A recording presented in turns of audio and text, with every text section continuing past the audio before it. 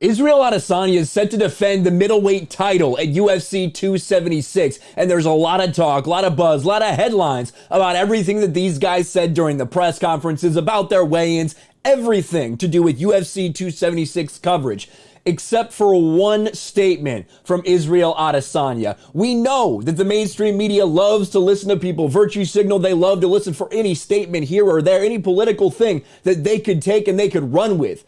But they've been mysteriously silent about something that everyone else has been talking about on social media that came out of the UFC 276 press conference. And that is about Israel Adesanya and talking about Ghislaine Maxwell. Ghislaine Maxwell, Ghislaine, however you want to pronounce it, the person who's going to jail for 20 years, sentenced to 20 years for child trafficking.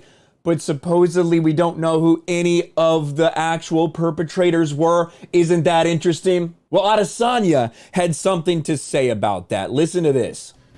Ghislaine Maxwell just got put away for 20 years. So she was supplying kids for all these fucking pedos, right? Where's the list? Is that just gets like, I don't know. Kind of weird that got no coverage, but Johnny Depp and Amber was everywhere. Yeah, and I'm like, so the list of, you know, politicians and actresses and actors or whatever that they talked about, does that get swept under the rug? Do they not get any time for actually fucking those kids? You know what I mean? Like, I don't know. Like, that's weird that how that just doesn't. It's weird to me how this is a pretty big statement from the middleweight champion, you know, just a day or two before he fights and defends his title at UFC 276. Yet the media is completely and totally silent about this. You can see it's already got 1 million views. A lot of people talking about this clip that's out there.